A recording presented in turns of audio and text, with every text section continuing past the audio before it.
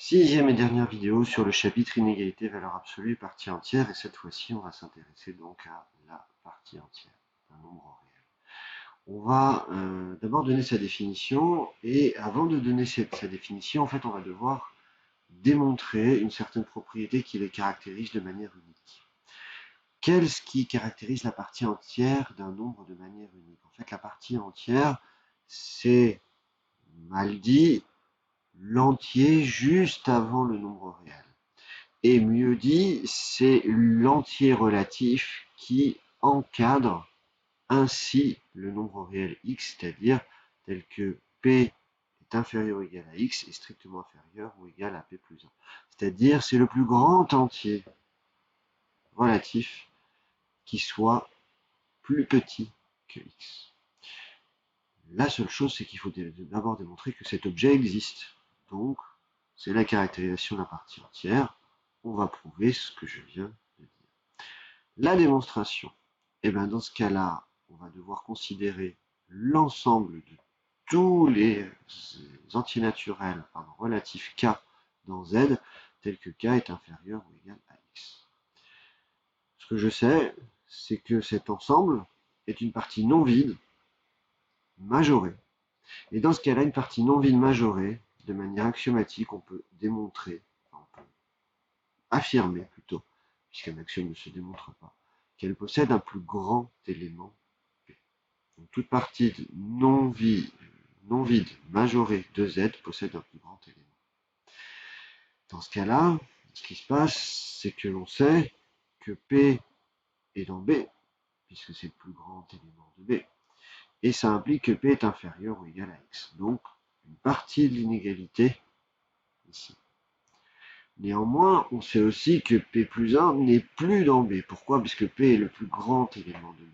P plus 1 n'est plus dans B. Ça veut donc dire que P plus 1 est strictement plus grand que X.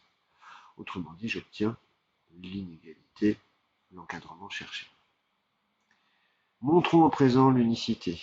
Comme dans la vidéo précédente, là, on va tout simplement supposer qu'il y ait deux éléments qui vérifient cet encadrement, et on va voir que c'est impossible. Donc on va prendre deux entiers relatifs, P1 et P2, tels que P1 est soit plus petit que X, soit plus petit strictement que P1 plus 1, et la même inégalité sur P2. Dans ce cas-là, ce que l'on va faire, c'est que l'on va tout simplement inverser l'inégalité. Donc on va avoir ici un moins x qui va être encadré entre moins P2 moins 1 et moins P2. Et par somme des deux inégalités, cette fois-ci écrit dans ce sens-là, on va obtenir ce qu'il suit, c'est-à-dire que 0 est encadré par deux nombres, P1 moins P2 moins 1 et P1 moins P2 plus 1. On est sûr que P1 moins P2 est dans Z, ça c'est sûr, c'est une différence d'entier naturel, donc c'est dans Z. Ça veut donc dire que, au vu de l'encadrement, il faut absolument que P1 moins P2 soit un nombre nul. Sinon, l'inégalité ne sera pas vérifiée.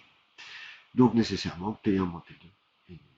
Cela prouve l'unicité donc de l'entier relatif P que l'on cherche.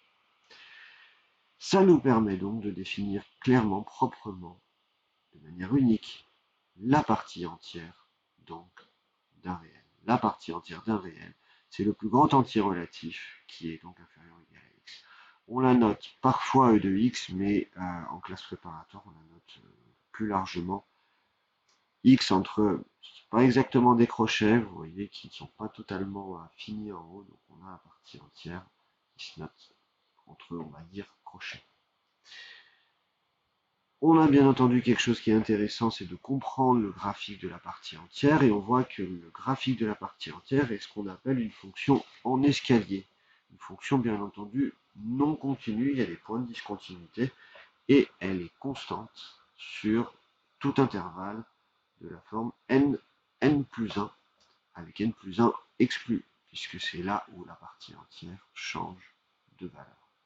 Donc on voit que c'est une fonction constante, donc continue sur tout intervalle de la forme n plus 1, nn plus 1 exclu. on va regarder quelques exemples de parties entières. La partie entière du nombre E, clairement, E c'est à peu près 2,7, donc ça va faire 2. La partie entière de moins pi, donc on est à moins 3,14. Très souvent, on a envie d'écrire moins 3, mais bien entendu, c'est le plus grand entier relatif inférieur ou égal à moins 3,14, donc c'est moins 4. Quant à la partie entière de 1 tiers, surtout pas 1 sur la partie entière de 3, la partie entière de 1 tiers qui vaut à peu près 0,33, c'est 0, bien entendu. Alors on pourrait définir ce que l'on appelle la partie fractionnaire. La partie fractionnaire de x, c'est x noté entre accolades, et c'est x moins sa partie entière. Et si on raisonne rapidement, on voit que la partie fractionnaire est un nombre entre 0 et 1. On pourrait également s'intéresser à quelle est la représentation graphique de la partie fractionnaire de x, mais ce n'est pas dans le programme. Néanmoins, c'est un bon exercice qui montre qu'on a bien compris sur la partie entière. Quelles sont les propriétés de la partie entière? Alors, on en a 3. On va dire que les 2 premières sont les plus utilisées. La troisième est assez intuitive, mais il faut néanmoins la démontrer. Donc, les 2 premières servent à encadrer des quantités, soit encadrer la partie entière par des quantités sans partie entière, soit le contraire. Donc, ça peut servir notamment dans des calculs pour des passages à la limite et en utilisant le théorème légendaire. Donc, la propriété 1, je n'ai rien à démontrer, dans la mesure où il s'agit de la caractérisation de la partie entière, c'est bien l'encadrement que j'ai démontré en début de vidéo. La deuxième inégalité, elle ressemble à la première, elle a juste été inversée, c'est-à-dire que le rôle central a été porté sur la partie entière de x. On voit que l'inégalité de droite, on l'a déjà, donc on a juste à passer de l'inégalité du petit 1, passer le 1 de l'autre côté, on obtient l'inégalité de gauche du petit 2. Donc le petit 2 est prouvé. Quant au petit 3, on va avoir donc à prouver que la partie entière de x plus un entier relatif n est égale à la partie entière de x plus cet entier relatif n. Pour démontrer ça, il va falloir tout simplement prouver que le nombre de gauche vérifie bien un certain encadrement. Pour ça, on va prouver que, on va d'abord, par un petit jeu de notation, changer x en partie entière. On va prendre la notation P. Donc P, qui est la partie entière de x, c'est l'unique nombre entier relatif qui vérifie l'inégalité. Alors bien entendu, vous remarquerez la petite erreur, ici on a une inégalité stricte et pas large du tout. Voilà. On continue, on ajoute n, donc l'inégalité reste toujours stricte, et donc on obtient que x plus n est compris entre p plus n et p plus n plus 1. Donc x plus n est compris entre deux entiers relatifs consécutifs. Donc la partie entière du nombre x plus n vérifie exactement la caractérisation de la partie entière. Ça veut donc dire que la partie entière de x plus n, c'est p plus n, puisque c'est l'entier le plus grand qui lui est inférieur. Donc la partie entière de x plus n, c'est bien p plus n. Et donc, on a bien, en remplaçant p par sa partie entière de x, que la partie entière de x plus n est égale à partie entière de x plus n. Attention, attention, on va tranquillement quand même vous dire qu'une certaine égalité n'est pas vraie. La partie entière de x plus y, elle est différente de la partie entière de x plus la partie entière de y. Un exemple tout simple, un contre-exemple tout simple, si vous prenez x est égal à 1,6, si vous prenez y égale 1,6, vous allez avoir la partie entière de x plus y qui va valoir partie entière de 3,3, tandis que les parties entières de x et de y vont valoir 1 toutes les deux. Donc dans ce cas-là, on n'a pas égalité, et vous voyez que ça dépend en fait de la somme des parties fractionnaires pour x plus y en partie entière. On va voir enfin une application de la partie entière, qui est l'approximation décimale d'un réel. Alors, qu'est-ce que c'est que l'approximation décimale d'un réel? C'est exactement ce que vous faisiez au collège quand il s'agissait de faire des approximations décimales par défaut ou par excès. Et on va voir en fait que grâce à la partie entière, on peut trouver une formule qui définit directement ce que c'est que l'approximation décimale par défaut et par excès.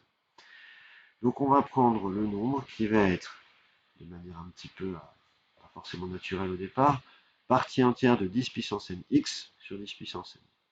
Et Bn, ça va être quasiment le même nombre, sauf que le numérateur a été augmenté de 1. Regardez sur un exemple pour voir comment ça fonctionne et à quoi sert ce nombre décimal qui a été introduit. Alors pourquoi c'est un nombre décimal? Parce qu'il s'agit d'une fraction dont le dénominateur est une puissance de 10, donc c'est bien un nombre décimal, 1 virgule, donc qui a un développement décimal, une écriture décimale finie.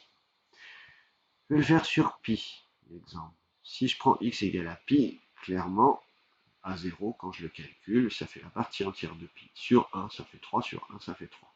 Tandis que b0 vaut 4. Et on voit très bien que pi est encadré entre 3 et 4. Si jamais je prends n égale à 1, je vais avoir la partie entière de 10pi, qui va être donc 31, sur 10, donc 3,1. Tandis que P1 va être égal à A1 plus 0,1, donc 1 dixième, donc 3,2.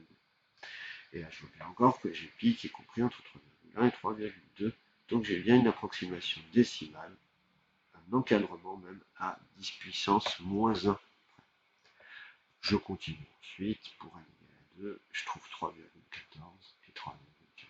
Donc on peut ainsi construire en fait une suite de décimaux qui encadre n'importe quel nombre réel à l'aide des parties entières. Donc ça va nous permettre de prouver par la suite plus tard que tout nombre réel peut être approché par une suite de rationnels et même encore mieux par une suite de nombres décimaux. Voilà qui clôt cette dernière vidéo sur ce chapitre et donc la caractérisation de la partie entière et l'utilité via son approximation décimale d'un réel.